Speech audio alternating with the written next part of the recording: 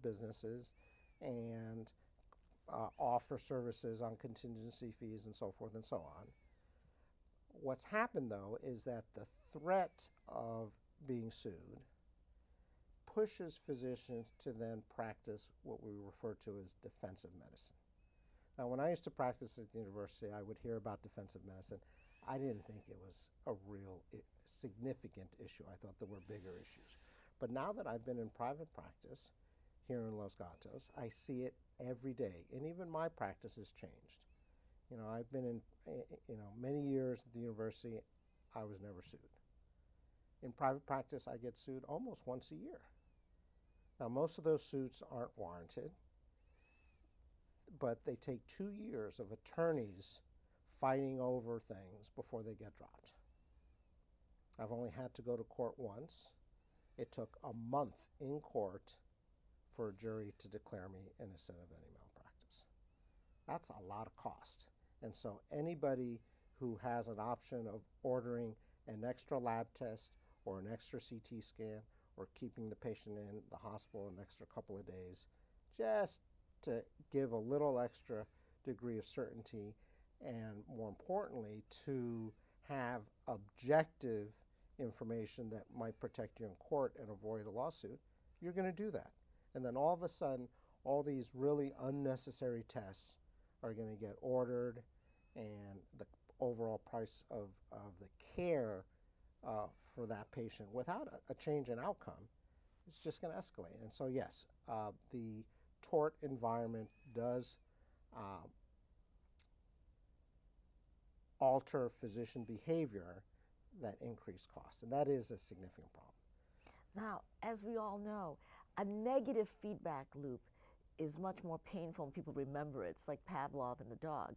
So it is a negative feedback loop because everyone wants to avoid this negative feedback of having a malpractice or a claim against you, because now everywhere, your medical society will know if you've been sued, the internet notes it, the NIH notes it. So therefore, it is a psychological component that's pervasive in American medicine that is just part of the way we practice. Yeah. It can be devastating to get sued psychologically. My mom was a dentist. She got sued once over a tooth she actually had never touched. And she had to settle the case because her records were so bad. Her attorney said, just settle it because your records aren't very good. It will be too expensive to take it to court. And that changed the way she ran her practice the rest of her life. And I think that the culture of a patient-doctor relationship is based on a lot of technological expectations because we're a very technologically advanced society. The internet has helped all of us. And people have expectations. They'll read the statistics to you and say, I'm an ophthalmologist and 95 to 98% of cataract surgeries do very well. And they're the 1 to 2% of patient complications that I see as a retina surgeon. And so they say, why am I not in that 98%? And they say that to me. They're bringing on me all these articles from the internet. And that, the knowledge is good, but it raises the expectations. But the human biology hasn't changed. If we could make everybody perfect, we would. And so that's also a problem as we practice American medicine. The expectations are also high. Correct. So expectations are high, and this society also doesn't deal well with death. Other societies accept death very differently than here. Again, I'm going to reference back my time when I was in England. Middle of the night, 85-year-old grandmother comes in with a perforated colon from something. I would go explain to the family that I needed to do this, this, and this, and they would look at me and say, why would you do that to my grandmother? She's had a good life. And so we wouldn't operate on her. We would make her comfortable, and she would die peacefully very quickly at almost no cost. In this country, the reverse is usually the case. Even if I find someone who I don't think is going to survive, and I go tell the family, well, we can operate at a 2% chance of survival, or we can just make them comfortable and let them die, 9 times out of 10, the decision in this country is take them to the operating room, torture them for weeks in the ICU for that little chance of survival, just because they can't accept that death is the most appropriate thing sometimes. It's always very hard to confront goodbye or death for a loved one. And it's also part of this culture because people feel we're very technologically advanced. Let's do everything we can for grandma. Whereas in some Asian cultures, where it's better not to intervene, where they feel it's the way of the Buddha that this is just grandma's time. And people say that. No, we're not going to do that to grandma. And so in some cultures, even in Japan today, they don't tell the patient directly that you have cancer. They tell the number one son, who then hides it, and they just do whatever palliative thing they're going to do. So that's still acceptable in today's society. And that's why the solution of who pays for our health care really rests in the society.